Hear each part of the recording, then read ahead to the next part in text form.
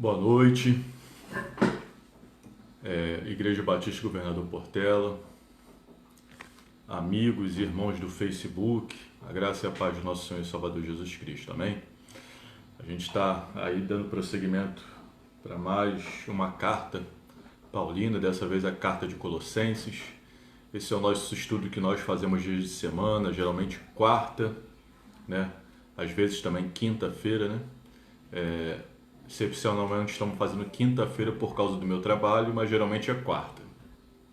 E graças a Deus a gente pode estar conectado, né, através do Facebook, através da internet, né, e agradecemos a Deus, né, por termos essa oportunidade, por mantermos contato com os irmãos, mantermos contato principalmente com a palavra de Deus, né? E a gente vai começar esse estudo cantando uma música do Kleber Lucas, Aos Pés da Cruz. E algumas músicas, mesmo sendo antigas, né, quando a gente canta ela, a gente está em outro momento, um momento diferente. Elas ganham novos significados. Então, se você quiser cantar comigo, Aos Pés da Cruz, de Kleber Lucas, tá bom?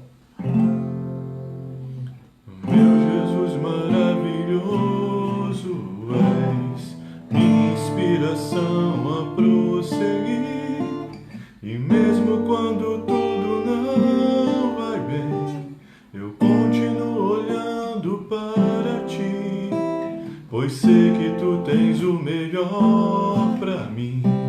Há um segredo no teu coração, ó, dá-me forças para continuar, guardando a promessa em oração.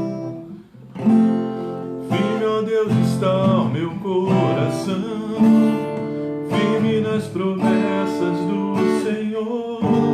Eu continuo olhando para ti, e assim eu sei que posso prosseguir. E mesmo quando eu chorar, as minhas lágrimas serão para regar a minha fé e consolar meu coração, pois o que chora aos pés da cruz, clamando em nome de Jesus, alcançará de ti, Senhor, misericórdia, graça e luz. Teu grande amor não cessa, eterno, não tem fim.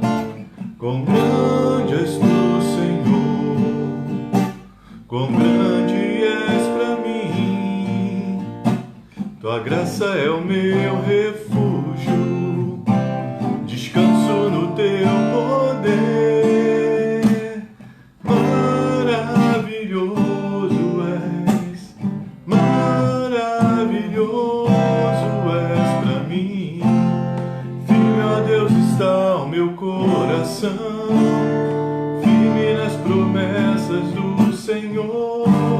Eu continuo olhando para ti, e assim eu sei que posso prosseguir. E mesmo quando eu chorar, as minhas lágrimas serão para regar a minha fé e consolar meu coração, pois o que chora aos pés da cruz, clamando em nome de Jesus, alcançará de ti, Senhor, misericórdia, graça e luz.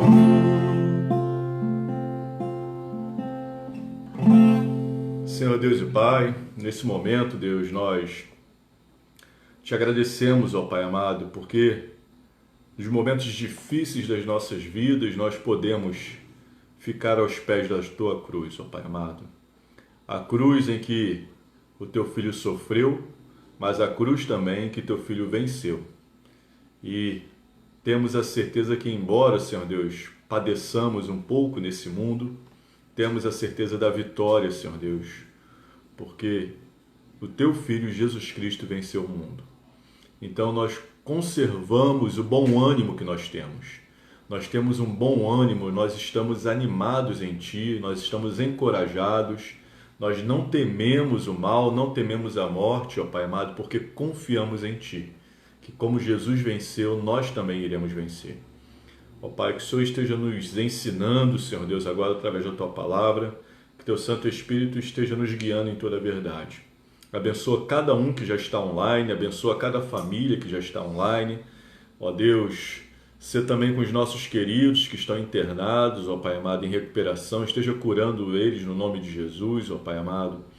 Pedimos pelos que estão ao vivo e pelos que irão ver depois.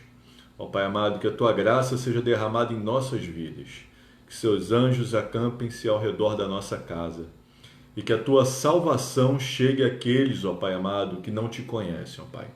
No nome de Jesus, amém. É bom estar com vocês, né?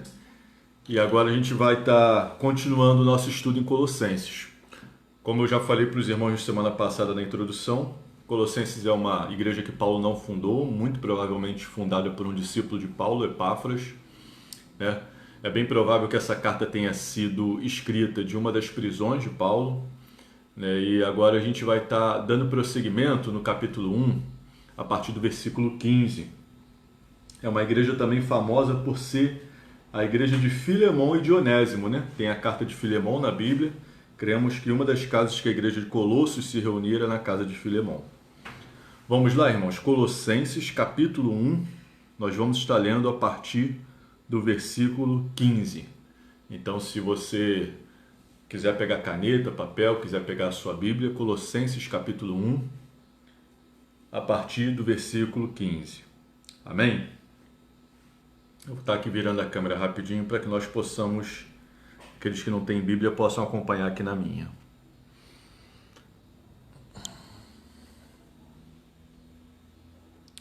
O 15 começa aqui embaixo. Ele é a imagem do Deus invisível, o primogênito de toda a criação, pois nele foram criadas todas as coisas nos céus e sobre a terra, as visíveis e as invisíveis, sejam tronos, sejam soberanias, quer principados, quer potestades, tudo foi criado por meio dele e para ele. Ele é antes de todas as coisas e nele tudo subsiste. Ele é a cabeça do corpo que é a igreja. Ele é o princípio, o primogênito dentre os mortos, para ter a primazia em todas as coisas. Porque Deus achou por bem que, nele, residisse toda a plenitude, e que, havendo feito paz pelo sangue da sua cruz, por meio dele, reconciliasse consigo mesmo todas as coisas, quer sobre a terra, quer nos céus. Amém. Depois nós continuamos do 21. Então, irmãos, aqui a gente tem algo que pode ser até um louvor, um hino da igreja primitiva, que fala sobre Cristo e sobre a supremacia de Cristo, sobre a suficiência de Cristo. Nós cremos que Paulo escreve isso aqui para a igreja de Colossenses e nós somos abençoados hoje em dia, porque existia uma heresia helênica nessa igreja, né? E as igrejas, elas foram atacadas no início por muitas heresias, até porque elas tinham como base o Antigo Testamento. A igreja era algo novo. Então, muitos falsos mestres vindos do helenismo, da cultura grega, ou vindos do judaísmo, queriam incutir nas igrejas ideias da filosofia grega ou da religião judaica que não corroboravam com Cristo. Aqui, especificamente, é da filosofia grega. Por quê? Porque na Grécia nós temos os semideuses, os filhos de Deus e filhos de geralmente um deus e uma humana, e aí eles, depois dessa relação, nasce um semideus. E de repente a heresia que estava entrando aqui na igreja de Colossos era que Jesus era um semideus, era parte Deus e parte homem. Por isso que nesse texto aqui tem tanta palavra plenitude, todos, toda a sabedoria, todo o conhecimento, a plenitude de Deus estava nele, né? Tudo foi feito através dele, para colocar aqui a suficiência de Cristo, a supremacia de Cristo, a deidade de Cristo. Amém? Agora a gente vai versículo por versículo. Versículo 15, ele fala o seguinte: os irmãos têm que atentar para uma mudança, que no versículo 13 e 14, que nós lemos na semana passada, que fala: Ele nos libertou do poder das trevas e nos transportou para o reino do seu Filho amado, em quem temos a redenção, a remissão dos pecados. Esses são os versículos 13 e 14. E o sujeito aqui é Deus, esse ele é Deus. A partir do versículo 15, começa a se falar de Cristo, o Filho amado dos versículos anteriores, Cristo. Então começa: Ele é a imagem do Deus invisível, o primogênito de toda a criação. O povo hebreu, um dos principais motivos dele ter ido para o cativeiro babilônico era a idolatria. Era adoração a criaturas, a imagens de criaturas aqui na terra. E o povo fica 70 anos cativo na Babilônia. E se tem uma lição que o povo hebreu aprende, é deixar de adorar imagens. Por isso, não ficou para nós nenhuma imagem de Jesus Cristo. Todas as imagens que nós temos de Jesus Cristo são imagens da Idade Média, de pintores, de artistas que imaginaram como Jesus seria. Mas nós não temos uma imagem fidedigna de Cristo, porque o povo hebreu não tinha esse costume de fabricar e de pintar imagens devido ao severo castigo que eles tiveram por idolatria, na Babilônia. Mas o que a palavra de Deus nos garante é que Deus esteve entre nós, e nós o vimos na pessoa de Jesus, Nós, no caso, eu falo como igreja, Os primeiros discípulos viram, nós não vimos, mas acreditamos que ele esteve aqui e esteve em carne, ele teve sangue, E aqui fala que ele é o primogênito de toda a criação. Primogênito, a palavra em si, ela significa o primeiro a ser gerado. Mas aqui o contexto bíblico é muito mais de supremacia. O primogênito, ele era especial para o povo hebreu. Primogênito, por exemplo, se eu tivesse 5 filhos, o primeiro, na minha herança, o primogênito, ele representaria a minha família e ele também teria uma herança dupla, ou seja, são 5 filhos. A herança seria dividida por 6 e o primogênito ficaria com uma herança dupla. Essa primogenitura de Jesus é muito mais um título, uma grandeza, uma soberania. Embora a Confissão de Westminster e os teólogos, a tradição, a nossa tradição protestante, fala que o Filho de Deus foi gerado na eternidade. Ou seja, antes que nada existia, ele foi gerado. E a gente também aprende que Deus é um ser que não foi criado por ninguém. Ele criou tudo e não criou e não foi criado por nada. Ele é autogerado, autossuficiente, sempre existiu. É algo muito difícil para nós entendermos, também como era difícil para eles entenderem. Mas nós, pela fé, temos que crer. A nossa mente um dia não vai ser tão limitada como é hoje e poderemos entender perfeitamente. Por enquanto, compreendemos em parte, mas no futuro compreenderemos perfeitamente, compreenderemos num todo. E o versículo 16 continua: pois nele foram criadas todas as coisas. Ou seja, em Jesus Cristo, tudo o que a gente vê, e aí o versículo também fala, as visíveis e as invisíveis, e o que a gente não vê, os principados, as potestades, os anjos, os sentimentos, todos foram criados em Cristo Jesus, foram criados por Ele, através dele, Tudo foi criado por meio dele e para ele. E a gente lembra do texto em Romanos 11:35, que Paulo, ele fazendo um hino de louvor a Deus, ele fala que porque dele, por ele e para ele são todas as coisas.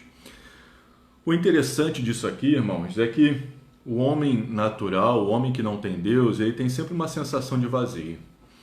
Eu, quando adolescente, gostava muito de uma banda chamada Legião Urbana, e eles têm uma música que eu acho que é uma das mais lindas, chamada Índios, E aí fala da injustiça feita aos índios, mas numa das estrofes ele fala: essa saudade que eu sinto de algo que eu ainda não vi, de algo que eu nunca vi. Essa saudade que eu sinto de algo que eu nunca vi. Também é um sentimento que Agostinho retrata nas suas escrituras, nas suas confissões, falando que o homem dentro de si tem um vazio do tamanho de Deus. Enquanto não encontra, ele não descansa.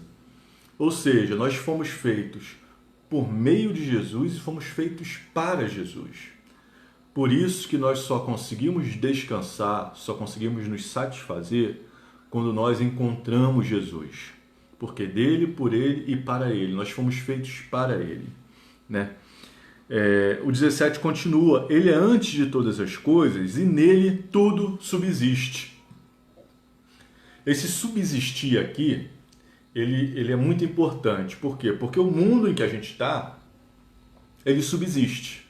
Subsistir é uma existência inferior, uma existência que está fadada ao fracasso, uma existência que está fadada a terminar. Isso é subsistir, né? É como se fosse um sobreviver e não viver. A pessoa ela está sobrevivendo, ela está numa condição abaixo, ela não está vivendo. Subsistir é isso. Em Cristo tudo subsiste, mas era para não existir nada. Era para Deus ter acabado já com esse mundo. Mas pela cruz, o mundo subsiste através de Jesus. É Jesus que mantém esse mundo, que teria tudo para dar errado, existindo. Há pessoas que não acreditam em Deus por causa do mal, né? Existe um teólogo que ele fala que ele acredita em Deus por causa do mal. Aí ele explica por quê.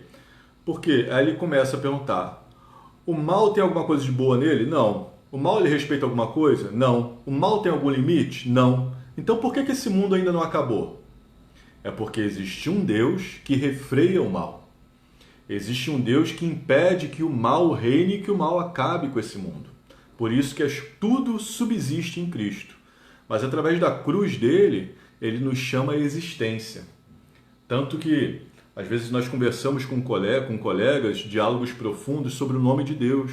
Quando Moisés pergunta o nome de Deus para ele, quem eu vou dizer para o povo que o Senhor é? O Senhor está mandando eu libertar o povo do Egito, mas quem eu vou dizer que o Senhor é? Os deuses têm nome. Então Deus fala assim para Moisés, lá em Êxodo 3,14.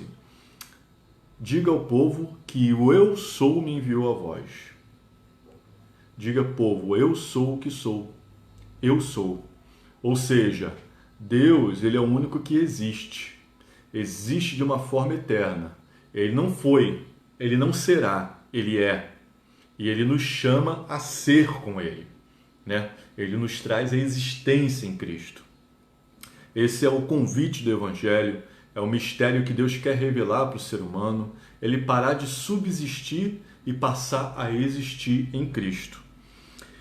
E a gente continua no versículo 18. Ele é a cabeça do corpo, que é a igreja.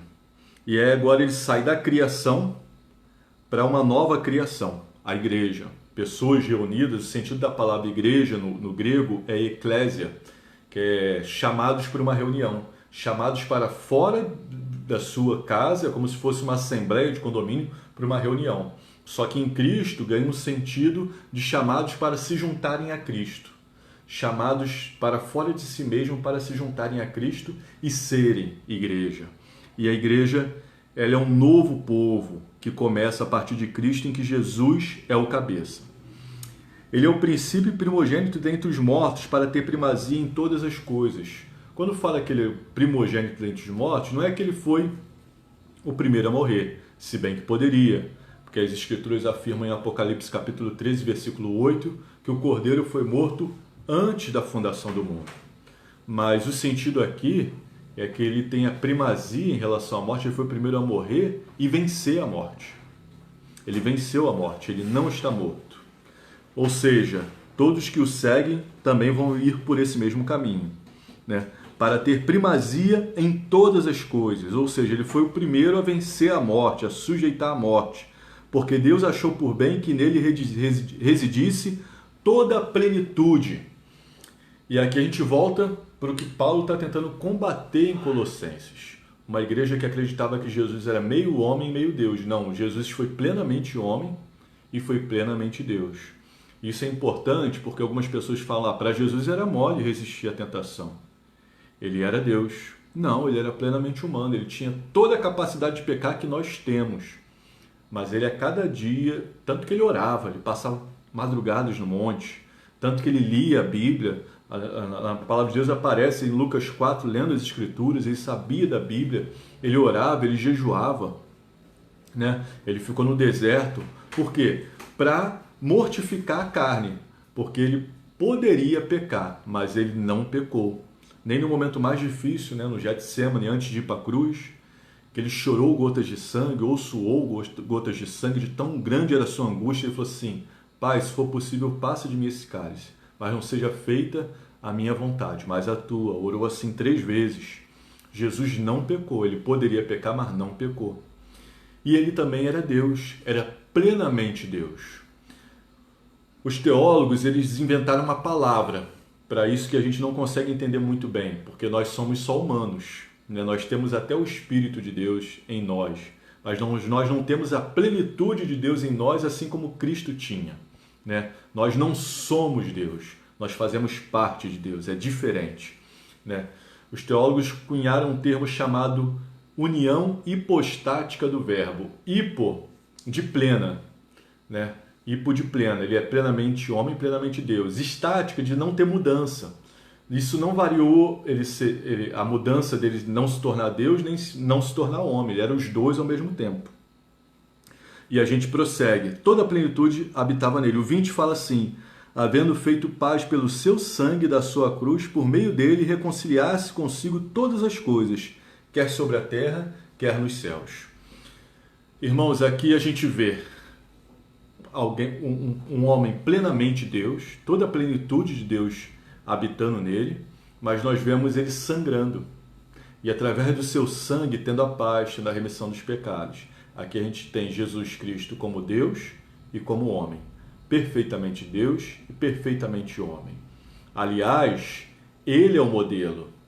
Ele foi o primeiro a ser criado. Adão é a imagem e semelhança de Jesus, mas o pecado tirou, né, essa beleza, essa glória que o homem tinha, né? E todos nós estamos nessa natureza pecaminosa, estamos afastados da glória de Deus. Agora a gente vai a partir do versículo 21, irmãos. Lembrando que se você que tiver alguma pergunta e você quiser deixar nos comentários alguma pergunta, a gente pode responder depois para você. Se você quiser também fazer alguma pergunta através do WhatsApp, você pode ir no message que eu mando o meu WhatsApp para você e tento responder a pergunta. Lembrando que nós nunca conseguiremos entender tudo, porque a nossa mente é limitada e Deus, ele não cabe dentro da nossa mente, ele não cabe num conceito.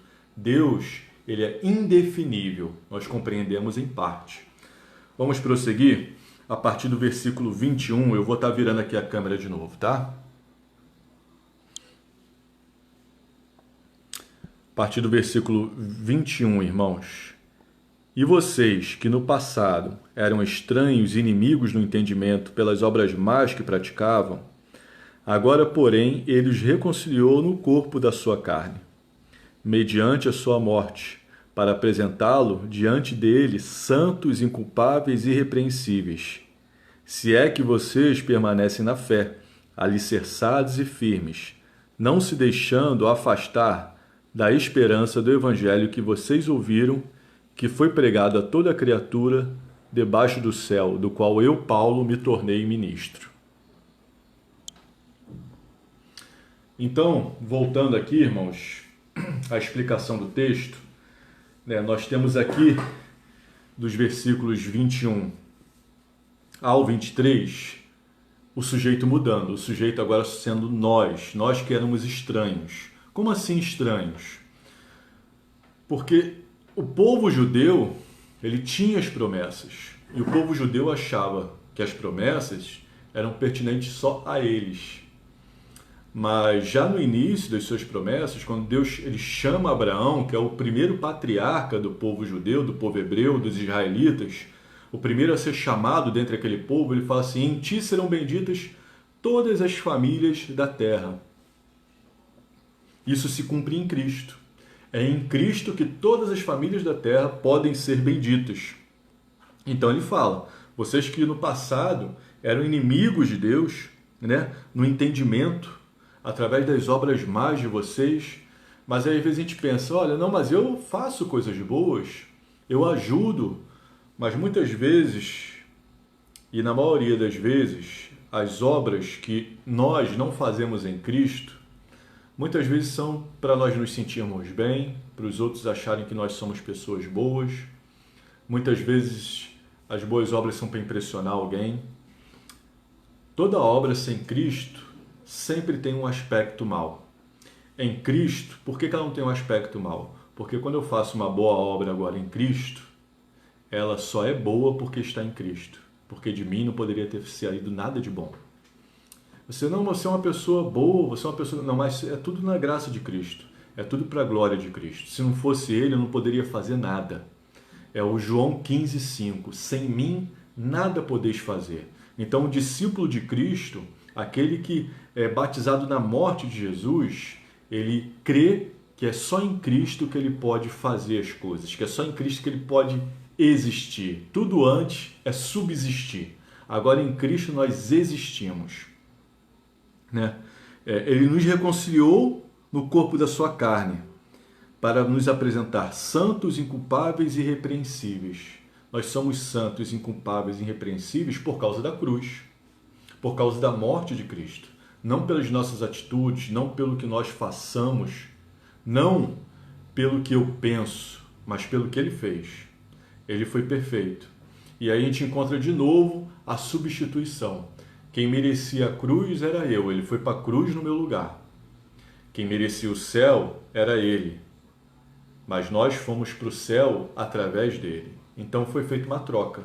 A cruz que era minha, Jesus pegou. O céu que não era meu, Jesus me deu. É através da graça. Isso é muito difícil as pessoas entenderem, porque às vezes uma pessoa ela se entrega a vida a Jesus e as pessoas falam, não, mas ele fazia isso, fazia aquilo, fazia aquilo. Agora quer dar uma de santo. Mas na verdade nós somos chamados para ser santos, né? E nós somos chamados para uma transformação. E tudo aquilo que está lá atrás, Jesus perdoou. Nós temos que pagar. Se eu fui um assassino, eu tenho que pagar pelo preço do meu assassinato perante a sociedade. Eu tenho que cumprir a pena. Tanto que o ladrão da cruz, que foi salvo, ele morreu. Ele foi condenado à morte, Jesus deixou ele morrer. Mas falou assim, hoje mesmo estarás comigo no paraíso. Ele pagou a pena dele diante dos homens. Mas não tem como viver da mesma forma depois que nós encontramos Cristo. Nós somos chamados para a santidade. Agora, algo que nós temos que lutar contra, e eu falo especificamente para nós que somos cristãos, é contra o fermento dos fariseus. Jesus ele falava isso para os seus discípulos, acautelai-vos dos fermentos dos fariseus. Por quê? Porque esse fermento faz com que nós nos sintamos mais inchados. O fermento ele incha. E à medida que o fermento incha, ele diminui o prazo de validade, ou seja, perece, se torna mais perecível. Então, o cristão, às vezes, ele se acha grandes coisas. Ele começa a tirar o mérito de Jesus e da cruz e começa a botar o mérito nele. Porque eu faço assim, porque eu sou assim, porque... E começa a se achar melhor que os outros. Isso não pode acontecer. É pela graça de Cristo. Então, tudo que o cristão consegue, almeja, faz, é pela graça de Cristo. Nós não somos merecedores nem de respirar, nem de acordar. Cada segundo, cada minuto é fruto da graça de Deus. Nós subsistimos nele e agora somos chamados para existir nele como seus filhos, como seus discípulos, como igreja, mas é tudo pela graça. E nós não podemos nos inchar, não podemos nos elevar, nos achar melhor do que os outros. Não, pelo contrário. Muitas vezes nós somos até piores do que os outros porque nós já temos entendimento, nós já sabemos o que Deus quer e às vezes a gente não obedece. Por isso que Paulo fala, miserável homem que sou, quem me livrará do corpo desta morte? Porque ele sentia essa miséria muitas vezes nele. Amém? E a gente prossegue. Lemos o 21, o 22 e o 23. E aqui no 23, irmãos, é interessante no versículo 23, porque tem dois verbos que eu queria chamar a atenção de vocês, que é o seguinte: se é que vocês permanecem na fé, alicerçados e firmes. Essa palavra permanecer, ela é importantíssima por cristão. E ela está fora de moda. Ela também tem um sinônimo da palavra perseverar, permanecer, perseverar. Nós achamos muitas vezes que tivemos um momento com Deus, um encontro com Deus, eu sou filho de Deus, sou discípulo de Jesus, pronto, já acabou. Mas não, nós somos chamados para ser discípulos, para seguir Jesus. Cada passo que nós damos na nossa vida tem que refletir Jesus, tem que refletir a glória de Deus, né? Temos que refletir em todos os passos, em todos os momentos, permanecer, perseverar na fé, firmes e alicerçados. E o texto continua, ó. A pessoa que não permanece na fé, está aqui, ó. Se é que vocês permanecem na fé, alicerçados e firmes, não se deixando afastar da esperança do evangelho que vocês ouviram e que foi pregado a toda criatura debaixo do céu, do qual eu, Paulo, me tornei ministro. As pessoas que não permanecem na fé, elas se afastam da esperança. A esperança é interessante porque a esperança ela dita o nosso comportamento. Então, muitas pessoas às vezes têm comportamentos religiosos, elas vão à igreja, elas falam tudo direitinho, elas louvam, mas elas estão afastadas da esperança. Como? Eu vou citar um exemplo simples, né? Se eu estou no ponto de ônibus, sabe por que eu estou num ponto de ônibus? Porque eu tenho a esperança que o ônibus passe. Senão eu não ficaria ali, né? Ou seja, o que eu espero da vida, as coisas boas que eu espero, elas dirigem o meu comportamento. Por isso que 1 Pedro capítulo 3, versículo 15 fala: estejam sempre prontos a responder o motivo da vossa esperança. Ou seja, as pessoas vão nos ver vivendo de uma maneira diferente, vivendo imitando a Cristo, e vão ver a nossa esperança. Vão ver o que nós estamos esperando. Nós estamos esperando agradar a Deus. Nós estamos esperando sermos melhores, sermos santificados. Então a gente não pode se afastar dessa esperança. A gente tem que permanecer firme na fé. Firme na fé. Isso é um desafio diário. A gente passa, irmãos, e agora a gente vai do 24 ao 27. Colossenses capítulo 1, versículo 24 ao 27. Eu vou virar aqui a câmera.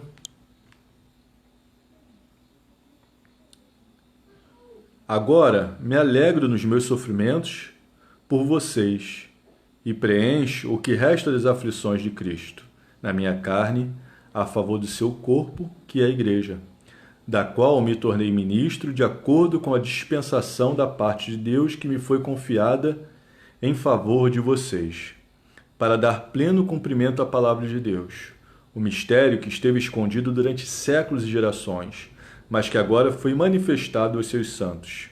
A estes, Deus quis dar a conhecer a riqueza da glória deste mistério entre os gentios, que é Cristo em vocês, a esperança da glória.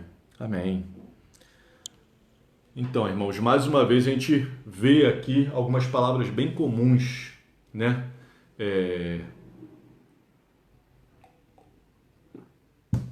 Em relação ao chamado, ao ministério de Paulo, aos gentios, à esperança da glória. Mas esse texto ele começou com Paulo se alegrando nos sofrimentos. Isso é até parece ser incoerente, né? Eu estou aqui, tá meio frio aqui em Miguel Pereira, Governador Portela. Eu escolhi fazer de casaco, mas estou me arrependendo que eu estou suando. Mas voltando aqui, Paulo ele fala assim: agora me alegro nos meus sofrimentos por vocês e preencho o que resta das aflições em Cristo Jesus. Me alegro nos meus sofrimentos por vocês, é claro, né? Paulo ele pode ser que estivesse preso, como nós já falamos, mas Paulo estava sempre sendo perseguido. Paulo era um homem muito usado. Mas por que ele se alegra nos sofrimentos dele, irmãos? Porque ele vê que os sofrimentos dele estão dando frutos.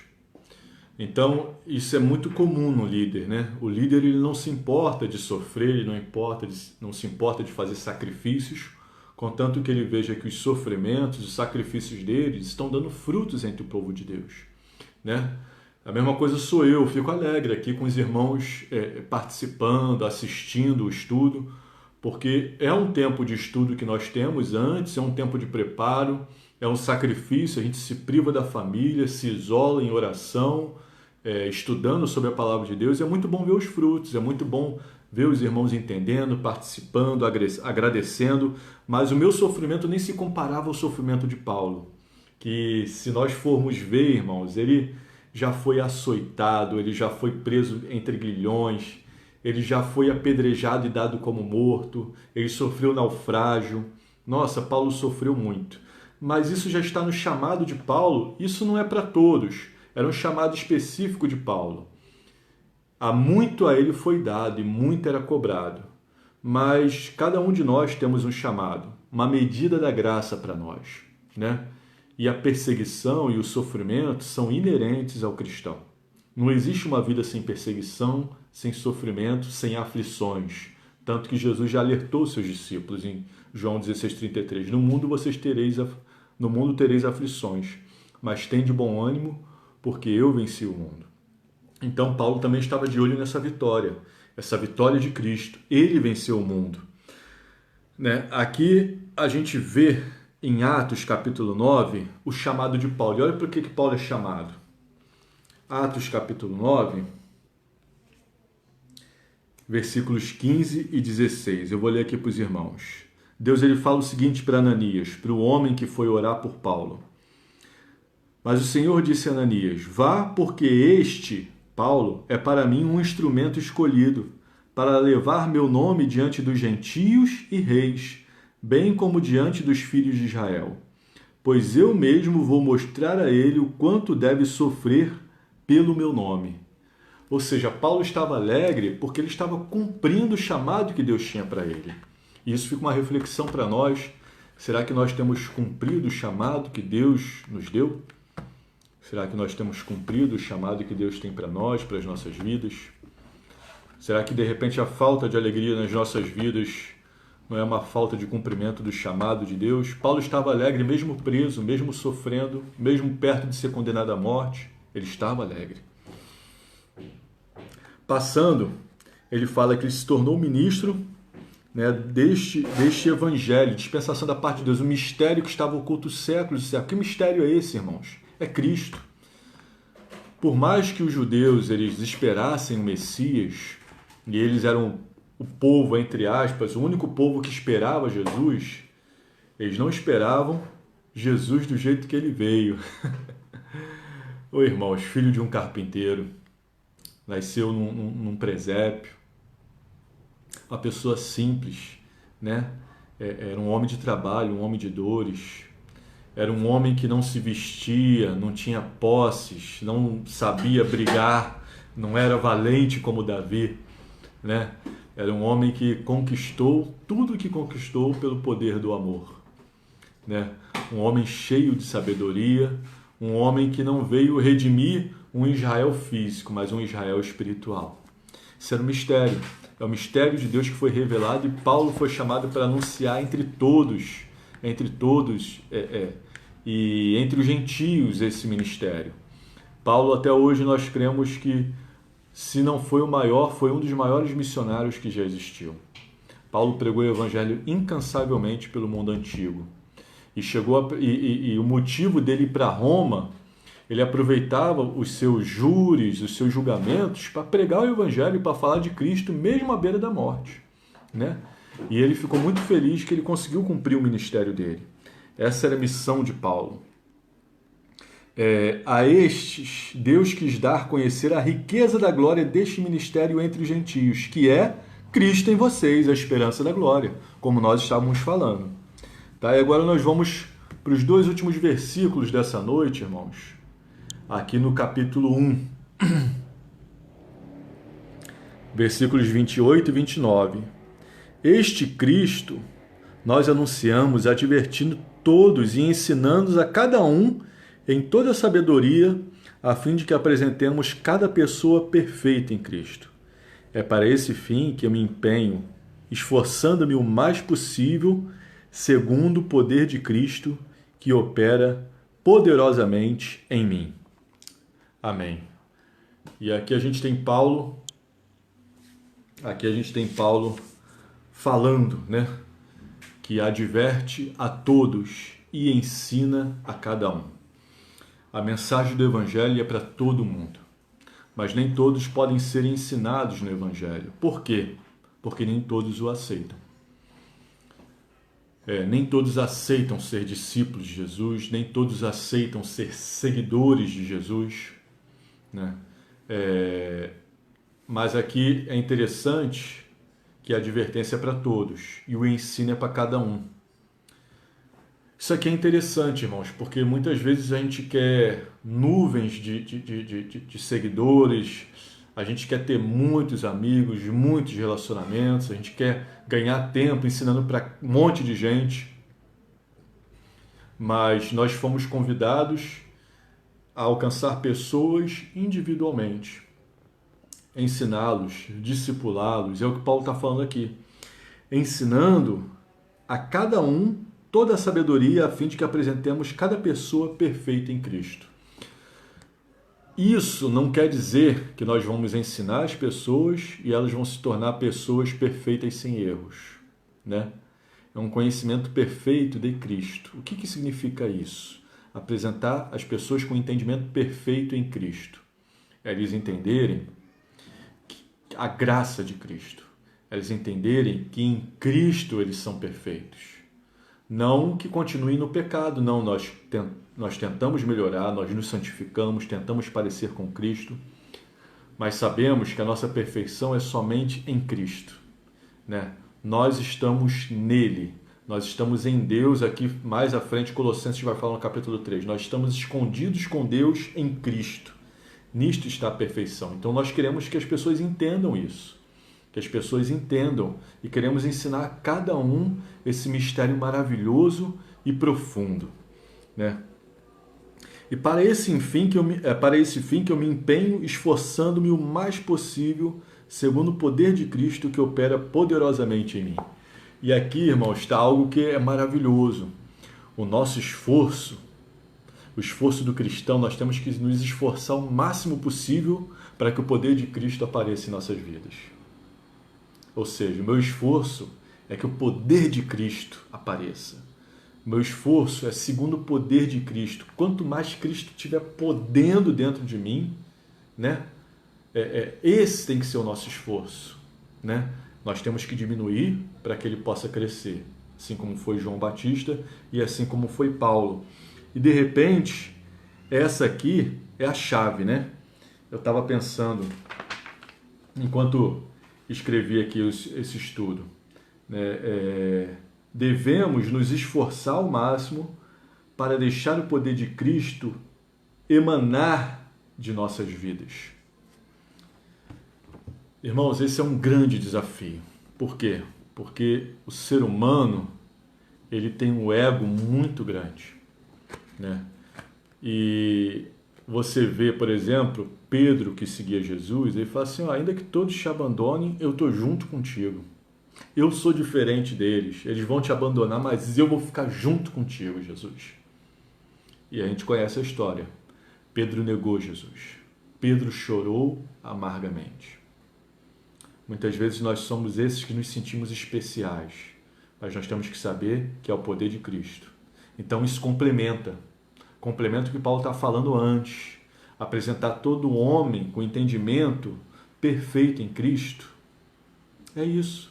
É que a gente entenda perfeitamente que não somos nós, porque dele, por ele e para ele são todas as coisas. É isto que Paulo está tentando fazer aqui com Colossenses. Há pessoas aqui que estavam reivindicando certas posições, certos conhecimentos, certas sabedorias. Toda a sabedoria está em Cristo. Tudo está em Cristo. E nós também somos convidados a estar em Cristo. E nisso nós somos iguais, perfeitamente iguais. Ah, mas ele é melhor do que eu. Não, a comparação não existe. Nós estamos em Cristo. Como é que você vai comparar duas pessoas que estão no mesmo lugar em Cristo? Essa é a unidade da igreja, né? É isso que faz a igreja ficar unida. Nós sabermos que quer comamos, quer bebamos ou façamos qualquer outra coisa, temos que fazer para a glória de Deus, como fala 1 Coríntios capítulo 10, versículo 31. Esse é o Evangelho. Essa é a perfeição que nós conseguimos alcançar em Cristo. Uma maturidade. A palavra perfeita aqui está ligado mais à maturidade. E é bom, irmãos, de repente nessa quarentena, nós fazermos dessa uma oração. Que eu possa aproveitar o tempo que eu tenho para me parecer mais com Cristo, para refletir sobre a minha vida, para aprender mais, para amadurecer, para abençoar outras pessoas. E por aqui a gente vai encerrando, né? Se você quiser deixar alguma pergunta num comentário, se você quiser também vir no message e pedir o número do meu WhatsApp, se você não tem, tiver qualquer dúvida, a gente vai ter prazer em responder. Tiver pedidos de oração também, a gente vai estar orando aí durante a semana, tá bom? E eu desejo que Deus abençoe profundamente a vida de cada um de vocês, né? Nós temos esse tesouro que é Jesus Cristo em vasos de barro que somos nós. Que a gente possa ser reconhecido pelo que está dentro de nós e não pelo que nós queremos aparentar ao mundo. A essência, ela é bem melhor e maior do que a aparência.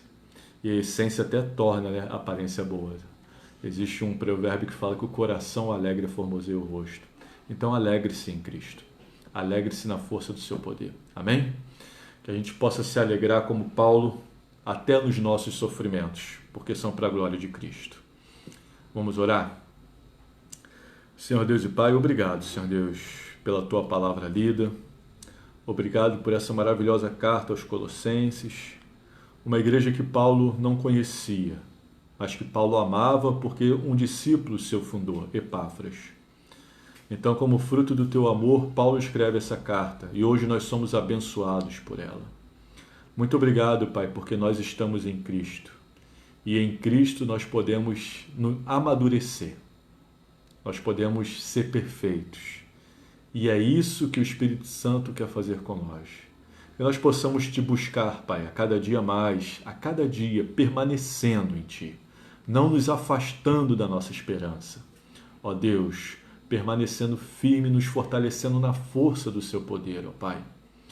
Ó Deus, Te agradeço por cada pessoa que assistiu esse estudo, Senhor Deus, que o Teu Espírito Santo, a Tua palavra possa fazer o que Te apraz na vida de cada um, ó Pai amado, e Te pedimos, ó Pai amado, pelo Teu povo, Senhor Deus, nesse momento tão difícil, que eles possam confiar a cada dia mais em Ti. Ó Deus, oramos pelas famílias que estão enlutadas, ó Pai. Que o Senhor abençoe e que o Senhor console a cada um, ó Pai amado, que está enlutado, que está triste, Senhor Deus.